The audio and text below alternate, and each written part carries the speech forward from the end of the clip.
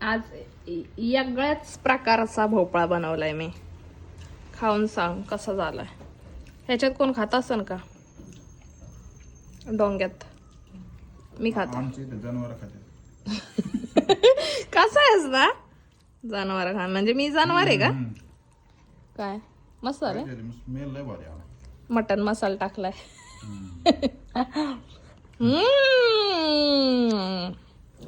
Wow ये मस्त आहे ना बाबू.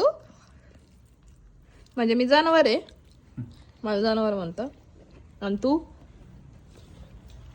तू कोण आहे? मी मनुष्य आहे. मनुष्य प्राणी प्राणीच आहेस तू पण. असा कोणता प्राणी आहे काय? का तो एकदमच दांड आहे? तू